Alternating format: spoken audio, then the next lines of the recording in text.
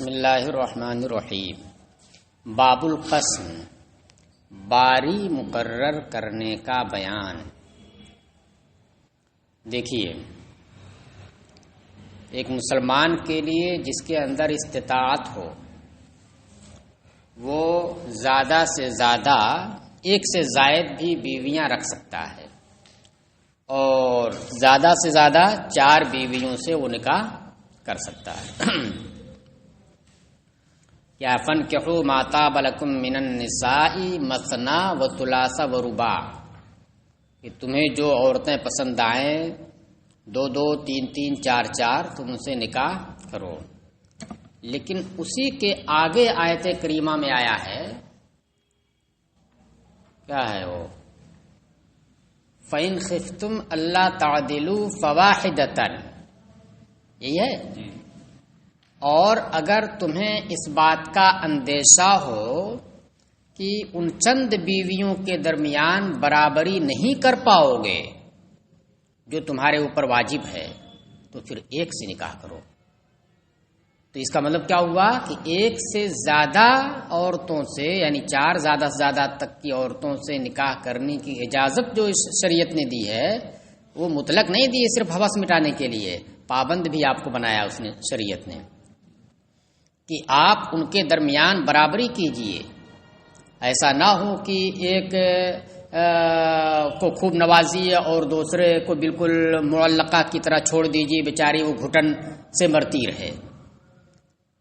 آج جو ہے عام طور سے ایسا پایا جاتا ہے، جو لوگ جو ہے ایک سے زائد بیویاں، الا ماشاء اللہ ایک سے زائد بیویاں رکھتے ہیں، تو آپ دیکھیں گے کہ عام طور سے وہ یہی ہوگا کہ جب وہ دوسری بیوی سے نکاح کرتے ہیں تو پھر پہلی بیوی کو بالکل اس سے ترک تعلق کر لیتے ہیں، کسی کو بھی نظر اٹھا کے دیکھیے، الا ماشاء اللہ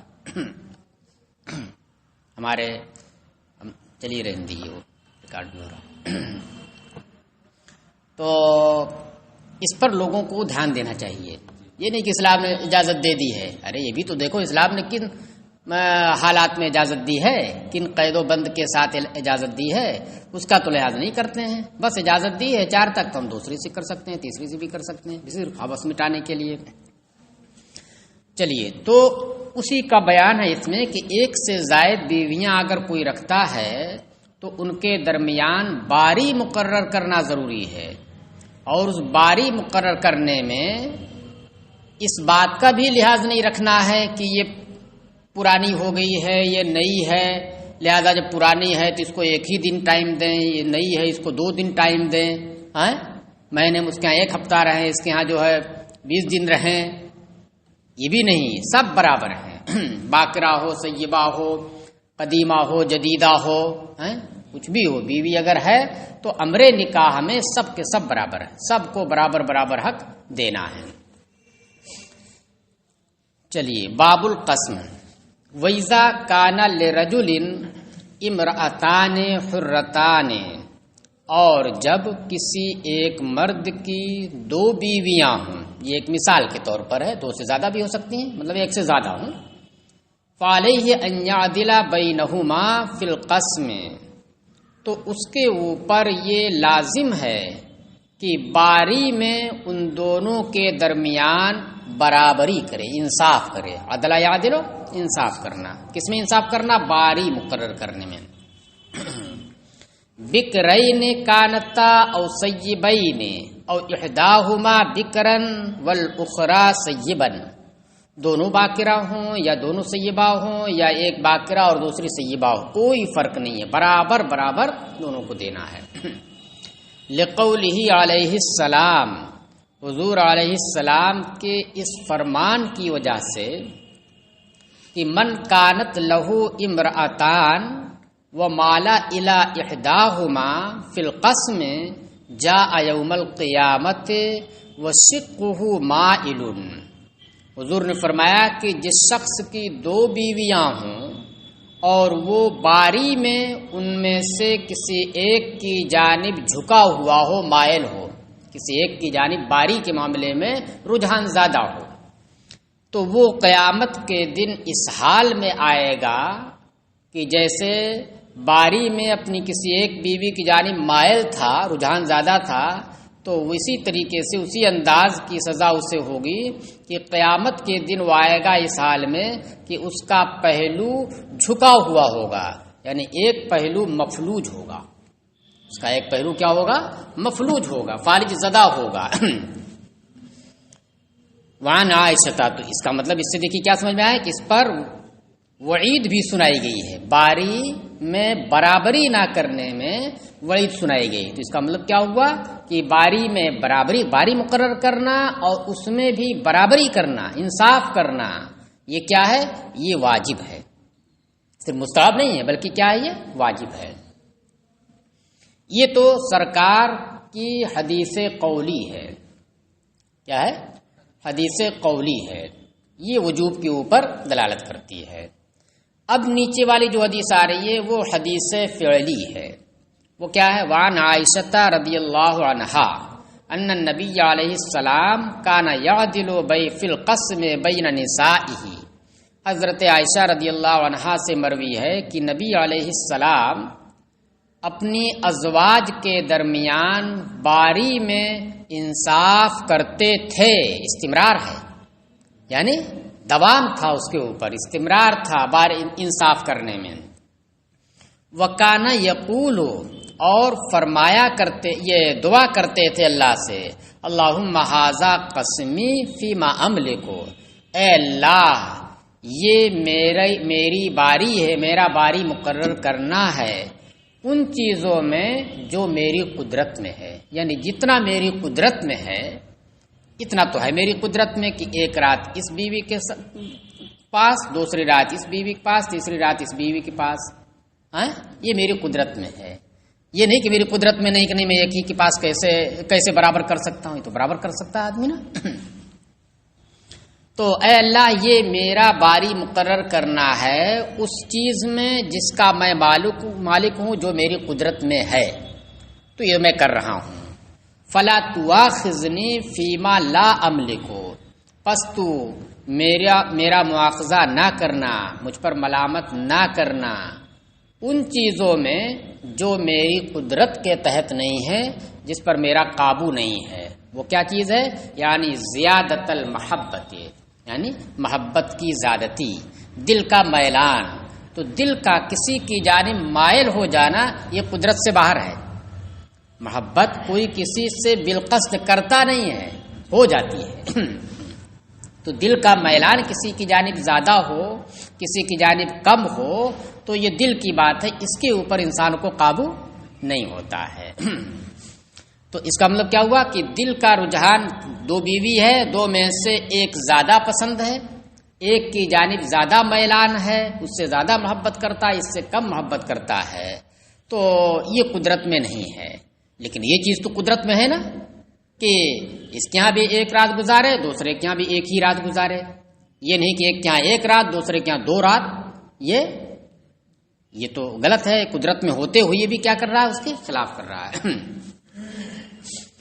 چلیے، وکانا یقول، یہ کہتے تھے ولا فصل فیما روینا، اور جو ہم نے روایت کی ہے، دونوں حدیثیں، ایک قولی اور ایک فعلی، ان حدیثوں کے اندر کوئی تفصیل نہیں ہے۔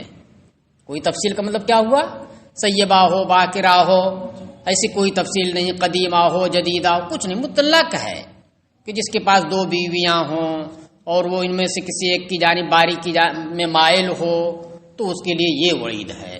یہ سب کوئی تفصیل نہیں ہے کہ دونوں باکرہ ہوں یا دونوں سیبہ ہوں، ایسا کوئی نہیں ہے۔ تو اس کا مطلب سب برابر ہیں۔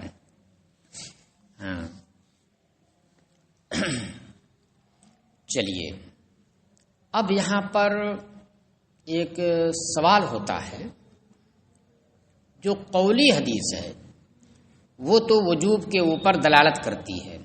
جو قولی حدیث ہے وہ یہ دیکھیے، قولی اور فعلی جب ہو جائے دلالت تو دونوں کرتی ہے نا، لیکن ترجیح کس کو حاصل ہوتی ہے؟ حدیث قولی کو حاصل ہوتی ہے، اس لیے کہ فعلی حدیث جو ہے وہ تو تخصیص کے لیے بھی ہو سکتی ہے کہ یہ حضور کا عمل ہے، یہ حضور کے لیے خاص ہے، ایسا ہے۔ لیکن قولی کیا ہے؟ یہ تو امت کے لیے ہوتی ہے نا۔ تو قولی تو ٹھیک ہے۔ جو فعلی حدیث ہے تو اس تعلق سے یہ ہے، آپ نے درس قرآن میں اگر پڑھا ہوگا تو ہو سکتا ہے یاد ہو، کس کے پاس پڑھا درس قرآن؟ اگر کسی کے پاس بھی پڑھا ہوگا تو آپ نے سورہ احزاب کی آیت کریمہ ترجی من تشاء منہن وتؤوی الیک من تشاء، اس آیت کریمہ کے ضمن میں ممکن ہے کہ بتایا گیا ہو آپ کو کہ سرکار کے اوپر باری مقرر کرنا ازواج کے درمیان یہ واجب نہیں تھا۔ سرکار کے اوپر خود صاحب فتح القدیر نے بھی اس بات کو لکھا ہے کہ سرکار کے اوپر ازواج کے درمیان باری مقرر کرنا یہ واجب نہیں تھا، مگر اس کے باوجود آپ اس کا التزام کرتے تھے، جیسا حدیث فعلی سے سمجھ میں آ رہا ہے۔ چلیے، تو اصل دلیل کہہ لیجئے وہ کیا ہے؟ حدیث قولی ہے، وہ امت کے لیے ہے۔ چلیے، والقدیمۃ والجدیدۃ سواء، اور نئی اور پرانی اور نئی دونوں برابر ہیں، چاہے نئی ہو یا پرانی برابری کرنا ہے باری مقرر کرنے میں۔ لِطلاق ما روینا، اس حدیث کے مطلق ہونے کی وجہ سے جو ہم نے روایت، اس میں کچھ بھی نہیں ہے جدید ہو کہ قدیم ہو، کچھ ہے مطلق ہے نا کہ باری مقرر میں انصاف کرنا ضروری ہے۔ وَلِأَنَّ الْقَسْمَ مِنْ حُقُوقِ النِّكَاحِ، اور اس لیے بھی قدیمہ اور جدیدہ برابر ہے، کوئی فرق نہیں ہونا چاہیے، کیونکہ باری مقرر کرنا یہ نکاح کے حقوق سے ہے، اس سے ہے، یہ حقوق نکاح سے ہے یہ۔ ولا تفاوت بینہن فی ذالک، اور امر نکاح میں ازواج کے درمیان کوئی فرق نہیں ہے، جس طریقے سے اس کا نکاح ہے اسی طریقے سے اس کا بھی نکاح ہے، کہ امر نکاح میں کچھ فرق ہے؟ کوئی فرق نہیں ہے، تو جیسے اس کا نفقہ دینا اسے اس کا بھی نفقہ دینا ہے۔ چلیے، والاختیار فی مقدار الدور الی الزوج، الی الزوج یہ خبر ہے، اور دورانیہ کی مقدار میں باری جب آپ مقرر کریں گے تو جو دورانیہ آپ مقرر کریں گے، 1 دن کا، 2 دن کا، 4 دن کا، 5 دن کا، تو اس کی مقدار میں اختیار شوہر کو حاصل ہے۔ مطلب باری مقرر کرنے میں انصاف کرنا یہ لازم ہے آپ کے اوپر، لیکن باری کیسے مقرر کرے، اس کا کیا طریقہ ہو، 2 دن کی باری ہو یا 1 ہفتہ کی باری ہو، 10 دن کی باری ہو یا 1 دن کی باری ہو، یہ جو طریقہ قسم ہے یہ کیا ہے؟ یہ شوہر کے ذمے ہے۔ شوہر جس طریقے سے، جس میں آسانی سمجھے، جس طرح سے چاہے وہ کر سکتا ہے، لیکن برابر برابر ہونا چاہیے۔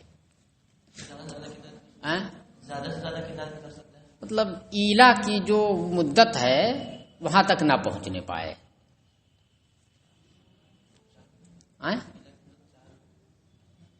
ہے نا، اتنا نہ ہونے پائے۔ چلیے، والاختیار فی مقدار الدور الی الزوج، اور دور کی مقدار میں، اس کو دورانیہ بھی کہہ سکتے ہیں، دورانیہ کی مقدار میں اختیار شوہر کو حاصل ہے، شوہر کے سپرد ہے۔ لأن المستحق کا هو التسویۃ دون طریقہا، اس لیے کہ واجب وہ برابری کرنا ہے، نہ کہ برابری کا طریقہ، دون تسویتہا، دون طریقہا، نہ کہ برابری کا طریقہ۔ والتسویۃ فی البیتوتۃ لا فی المجامعۃ، اور برابری رات گزارنے میں ہے نہ کہ جمع کرنے میں۔ برابری کس معاملے میں ضروری ہے؟ رات گزارنے میں، جمع کرنے میں نہیں کہ اس کے پاس جمع کیا تو اس سے بھی رات میں جمع کرے اس کی باری کے دن، نہیں، رات گزارنا ہے۔ اس میں کمی بیشی نہیں ہونی چاہیے، یہ نہیں ہونا چاہیے کہ ایک کے پاس جو ہے رات گزارے مغرب سے ہی لے کر کے، اور دوسرے کے پاس 11 بجے رات کے بعد آئے گزارے، یہ بھی ناانصافی ہو جائے گی۔ پھر والتسویۃ فی البیتوتۃ، اور تسویہ برابری رات گزارنے میں ہے کہ ایک رات اس کے یہاں گزارا تو دوسری رات اس کے یہاں گزارے، مجامعات میں برابری نہیں ہے۔ کیوں؟ لأنہا تبتنی علی النشاط، کیونکہ مجامعت یہ نشاط کے اوپر مبنی ہے، کوئی ضروری نہیں کہ ہر وقت آدمی کو نشاط ہو اور ہر وقت جو جمع کی خواہش ہو، مگر رات گزارنا یہ تو نشاط پر مبنی ہے نہیں، رات گزارنا ہی یہاں گزارے یہاں کہیں بھی گزار سکتا ہے، تو اس میں برابری ضروری ہے۔ اسی طریقے سے بوسہ لینا، ہمکنار ہونا، یہ ساری چیزیں کیا ہیں؟ اس میں برابری نہیں ہے، بس یہ رات گزارنے میں برابری۔ حتیٰ کہ دن کا جو وقت ہے، رات کا وقت جو ہے تو جس کی باری ہے اسی کے ہاں گزارے گا، بلا ضرورت دوسری بیوی کے کمرے میں نہیں جا سکتا ہے، دوسری بیوی کے پاس رات میں بلا ضرورت نہیں جا سکتا، ضرورت ہے تو جا سکتا ہے، مثلا بیمار ہے، عیادت کرنا ہے، مزاج پرسی کرنے والا کوئی نہیں، اس کی ضرورت ہے تو مزاج پرسی کے لیے وہ جا سکتا ہے، اس طرح کی کوئی اگر ہے، ویسے نہیں۔ اور یہ بھی نہیں ہو سکتا کہ دن میں کسی باری کسی اور کی ہے اور دن میں کسی اور کے پاس جا کر کے جمع کر لے، نہیں، یہ بھی نہیں ہو سکتا ہے۔ لِأَنَّهَا تَبْتَنِي عَلَى النَّشَاطِ وَإِنْ كَانَتْ إِحْدَاهُمَا حُرَّةً وَالْأُخْرَىٰ أَمَةً، اور اگر ان میں سے کوئی ایک آزاد ہو اور دوسری باندھی ہو، ایسا بھی ہو سکتا ہے نا، ایک آزاد ہے دوسری باندھی ہے، تو آپ کو اس سے پہلے ممکن ہے کہ پیچھے آئی ہو بات، تو وہاں پر یہ بتایا گیا تھا کہ باندھی کے لیے آزاد کا آدھا ہے، آدھا ہے نا، اس کے لیے حقوق کتنے ہیں؟ نصف ہیں آزاد کے مقابل میں، اور دلالت اس کے اوپر کیا کرتا ہے؟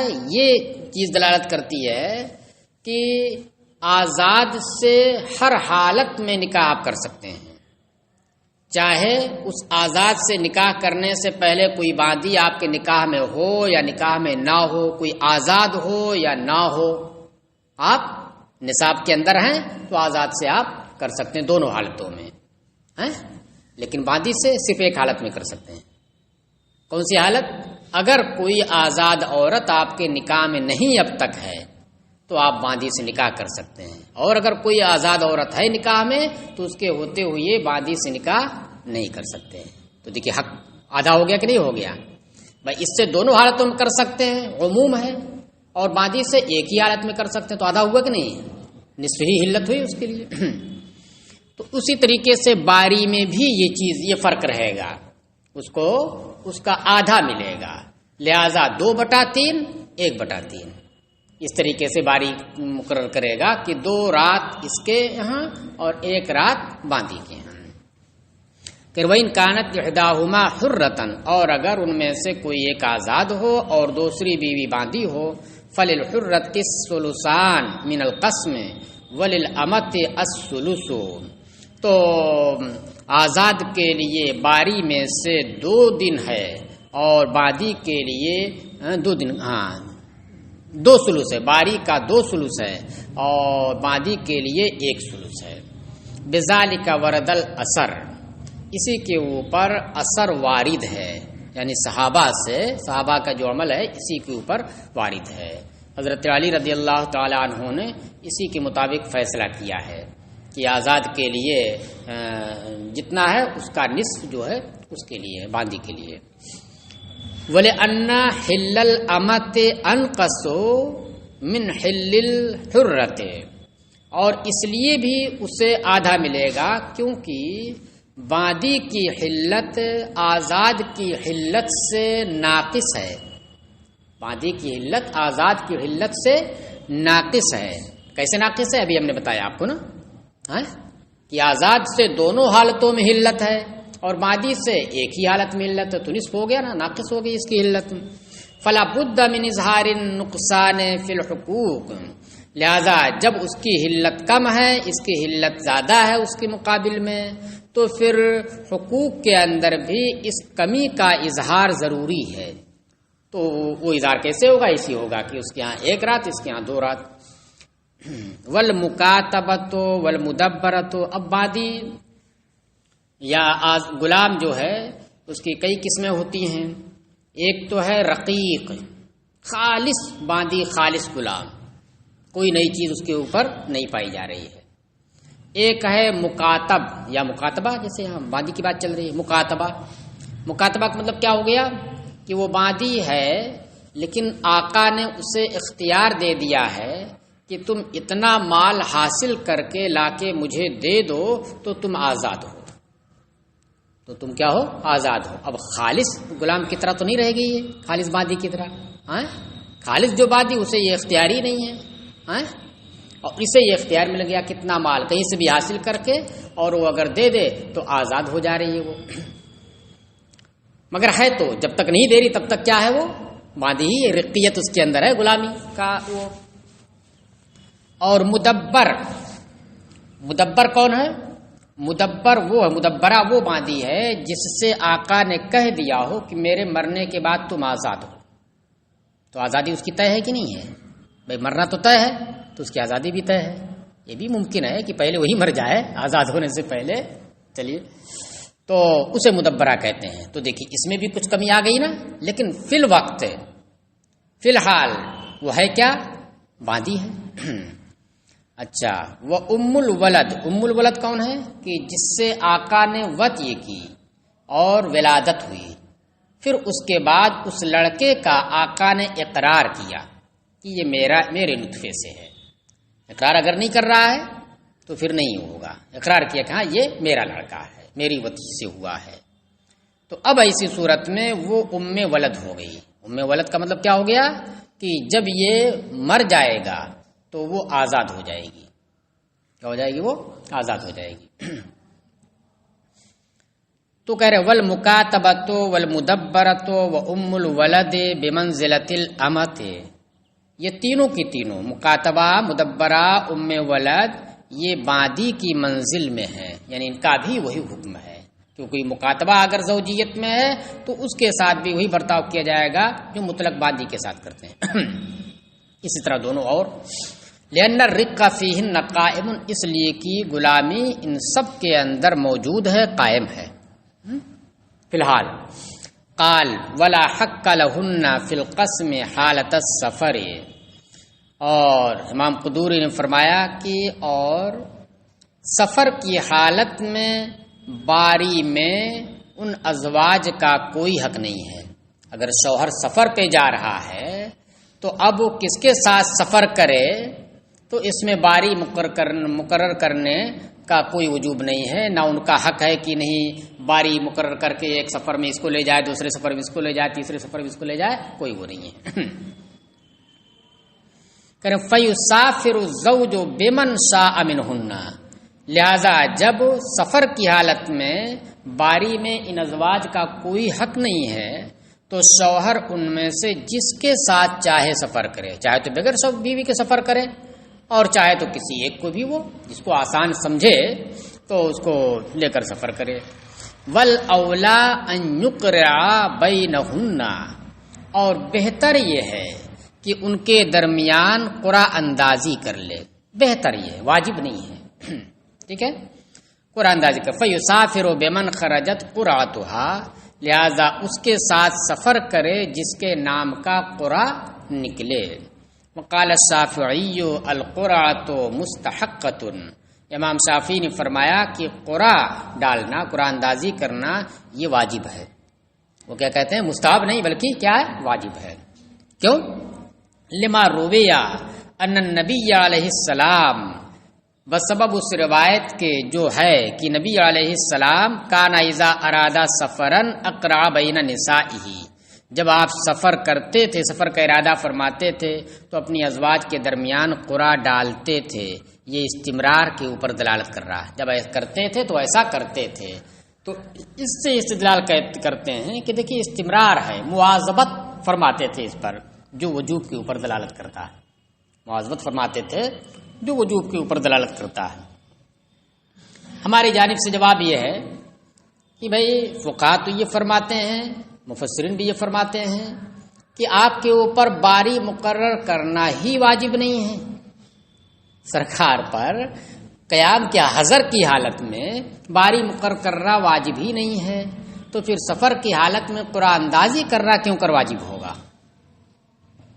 جب حضر کی حالت میں باری مقرر کرنا سرکار پر واجب نہیں ہے تو سفر کی حالت میں قرعہ ڈالنا یہ کیوں کر واجب ہوگا؟ اب اگر آپ کرتے تھے تو یہ محض کس لیے کرتے تھے؟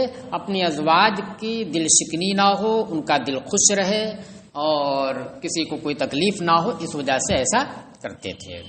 الا انا نقول، تو امام شافعی نے یہ جواب دیا ہے، مگر ہم اس کا جواب دیتے ہیں الا انا نقول ان القرعۃ لتطیب قلوبہن، مگر ہم یہ کہیں گے اس کے بارے میں کہ قرع ڈالنا یہ ان ازواج کے دل کو خوش کرنے کے لیے ہے۔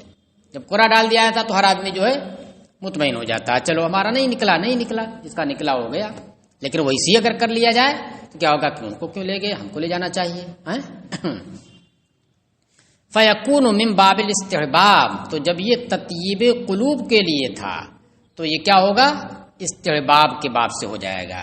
یہیں پر علامہ ابن حمام نے وہ ذکر کیا ہے کہ نبی صلی اللہ علیہ وسلم کے اوپر باری مقرر کرنا یہ واجب نہیں تھا، اور پھر وہی آیت کریمہ پیش کی ہے، ترجی من تشاء منہن وتؤوی الیک من تشاء، کہ آپ جو ہے جسے چاہے اپنے سے دور رکھیں اور جسے چاہے آپ اپنے سے قریب رکھیں۔ وَهَذَا لِأَنَّهُ لَا حَقَّ لِلْمَرْأَةِ عِنْدَ مُسَافَرَةِ الزَّوْجِ، اور یہ اس وجہ سے ہے، باری یعنی قرع ڈالنا واجب کیوں نہیں، صرف مستحب کی حد تک ہے، اور یہ اس وجہ سے ہے کیونکہ عورت کا شوہر کے سفر کرنے کے وقت کوئی حق نہیں ہے، شوہر کے سفر کرنے کے وقت عورت کا کوئی حق نہیں ہے۔ اب آگے جو تائید کے طور پر ایک ملازمہ پیش کرتے ہیں وہ محل نظر ہے، اس پر علامہ ابن حمام نے بھی کلام کیا ہے۔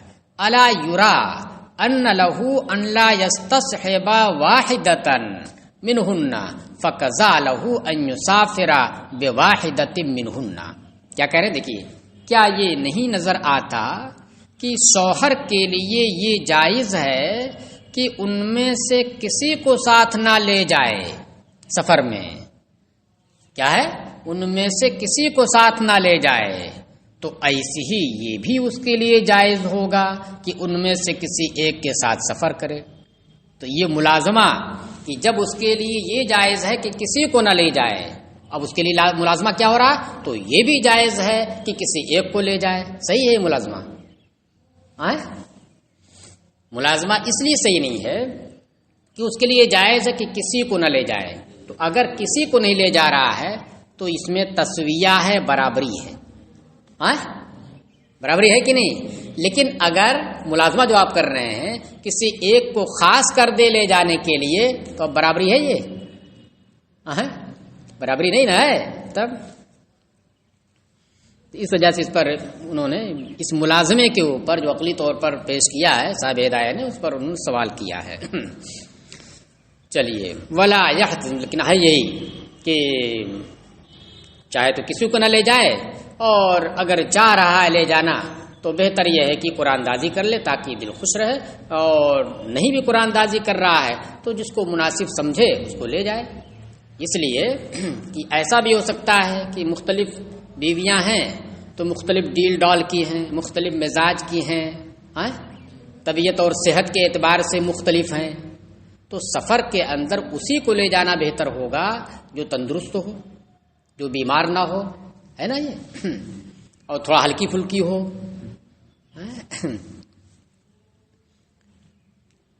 چلیے، وہذا لانه، اچھا یہ ہو گیا۔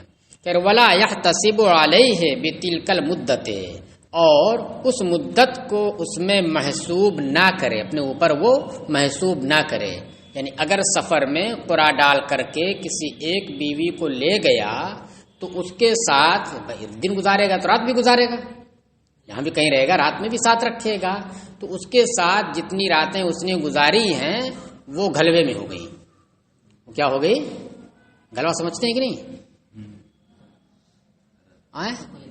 ہاں، اس کا کوئی اعتبار نہیں ہے، تو ہمارے اس کو بولتے ہیں گھلوا، دودھ لانے والا ہے، بولتے ہیں نا نصیر اطہر، دودھ خاص طور سے گھلوا دودھ میں ہوتا ہے، وہ گالا لاتا ہے، دودھ دیتا ہے تو اپنے نپنے سے ناپتا ہے، پھر اس کے بعد تھوڑا سا اور دیتا ہے، تو جو بعد میں اور دیتا ہے اس کا کوئی اعتبار نہیں، پیسہ کتنے کا دینا ہے وہ جو پہلے ناپ کر کے دیا، یہ گھلوا ہو گیا، تو یہ وہ کیا ہو گیا؟ اس کا کوئی اعتبار نہیں، اس کو شمار نہیں کرنا ہے۔ پھر جب حضر میں آئے گا تو جس کی باری کا دن تھا اس کے ہاں گزارے گا وہ پتہ چلا کہ حضر میں آیا اور جس کے سفر میں لے کے گیا تھا اسی کی باری کا دن ہے تو اسی کے ساتھ گزارے گا رات حضر میں. چلیے وَإِن رَضِيَتْ إِحْدَى الزَّوْجَاتِ بِتَرْكِ قَسْمِهَا لِصَاحِبَتِهَا اور اگر ازواج میں سے کوئی ایک اپنی باری اپنی سوکن کو کے لیے چھوڑ دینے پر راضی ہو جائے. دو ہیں مثلا، اب اس میں سے ایک راضی ہو گئی کہ چلو آج کی باری یا ہمیشہ کے لیے میری باری جو ہے آپ کے لیے ہے تو ہمیشہ اسی کے پاس رہے گا. تین ہیں تو فرق پتہ چلے گا، تین اگر ہیں تین بیویاں ہیں تو وہاں پر فرق ہو جائے گا.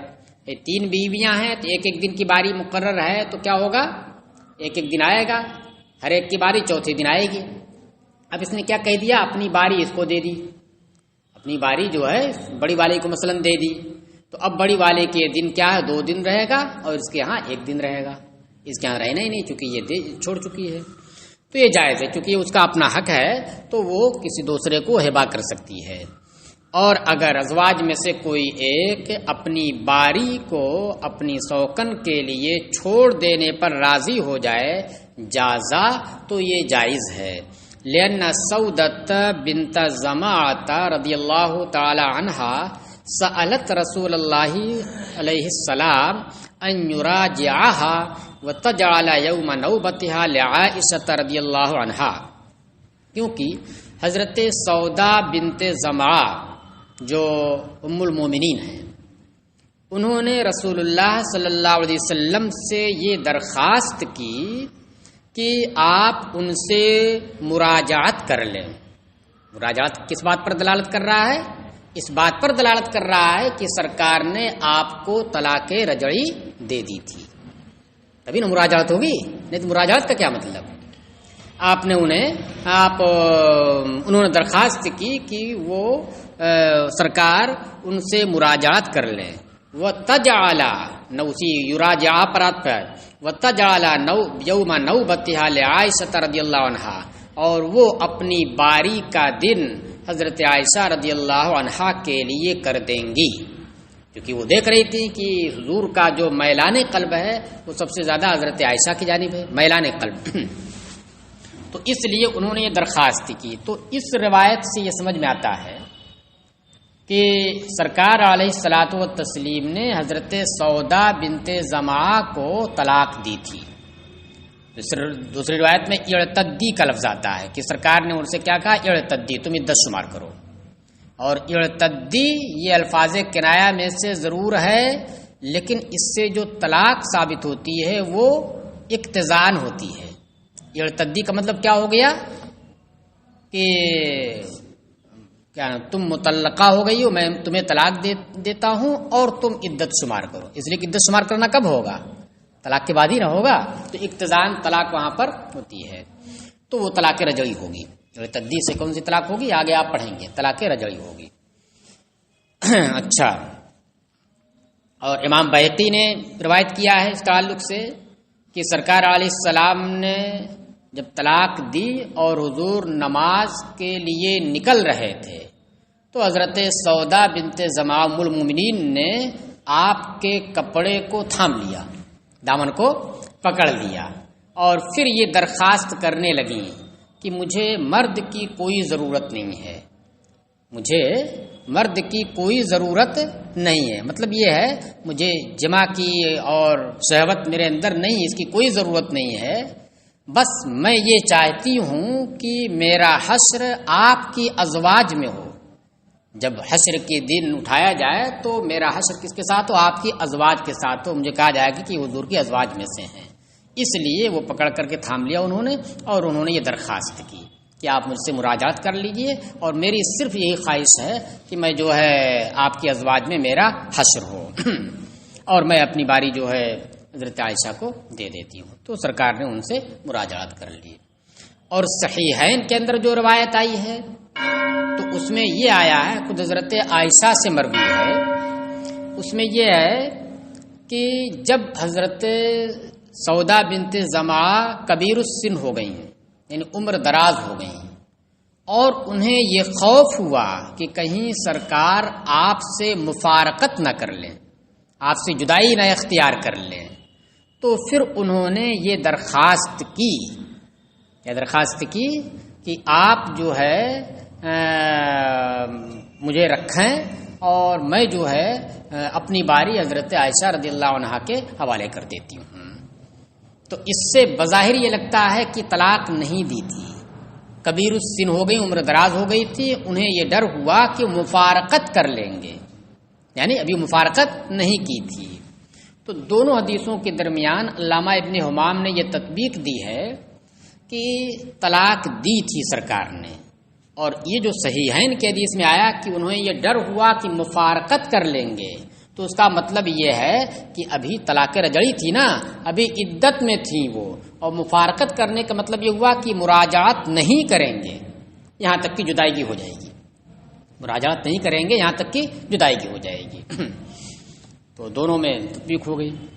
تو اس سے یہ ثابت ہوا کہ ایک بیوی اپنا حق اپنی باری کا دن کسی دوسری سوکن کو دے سکتی ہے، لیکن جب ایک مرتبہ اس نے دے دیا تو ایسا نہیں کہ اب ہمیشہ کے لیے ہو گیا، اب وہ کچھ نہیں کر سکتی، اس نے دے دیا ہے، نہیں، وہ ختم بھی کر سکتی ہے۔ وہ کیا ہے؟ ختم بھی کر سکتی۔ جیسے ہمارا یہ موبائل ہے، یہ موبائل ہم نے بغیر کسی عوض کے آپ کو عاریت پر دے دیا 5 دن تک چلانے کے لیے، کہ آپ چلائیے، دے دیا، تو اب ہم بے دست و پا نہیں ہو گئے، دیا، دینے کے بعد ہی ہم واپس لے سکتے ہیں، کھلائیے مجھے دیجیے، کیونکہ میرے کہنے سے آپ کا حق اس پہ نہیں ہو گیا، واجب نہیں ہو گیا، کیونکہ آگے اس کو استعمال کرنے کے لیے میں نے کہا تھا نا، تو جب وہ آگے دن آئے گا تب نہ ہوگا۔ تو اسی طریقے سے یہاں پر بھی جو باری دی ہے اپنا حق جو دیا ہے، تو فی الحال جو حق رہے گا وہی نہ ہوگا، تو مستقبل میں دینا ہے، تو ابھی ہوا ہی کہاں، آیا ہی کہاں میرے پاس، وہ حق مجھے ابھی ملا ہی کہاں، جب آئے گا وہ دن تب نہ ملے گا۔ تو اس لیے اگرچہ اس نے دے دیا ہو مگر پھر وہ واپس لے سکتی ہے۔ وہی کہہ رہے ہیں کہ وَلَهَا أَن تَرْجِعَ فِي ذَلِكَ، اور اس عورت کے لیے یہ جائز ہے جس نے اپنی باری دے دی ہے، اس کے لیے جائز ہے کہ وہ اپنی اس باری جو اس نے دے دی ہے اس میں وہ رجوع کر لے، یعنی واپس لے لے اپنا حق، لِأَنَّهَا أَسْقَطَتْ حَقًّا لَمْ يَجِبْ بَعْدُ، اس لیے کہ اس نے وہ حق ساقط کیا ہے جو ابھی تک واجب ہی نہیں ہوا تھا، جب وہ باری کا دن آئے گا جب نہ واجب ہوگا، یعنی فَلَا يَسْقُطُ، لہذا جب ابھی وہ حق واجب ہی نہیں ہوا تھا اس کو اس نے ساقط کیا ہے، فَلَا يَسْقُطُ، تو ساقط ہوگا ہی نہیں، وہ واپس لے سکتی ہے۔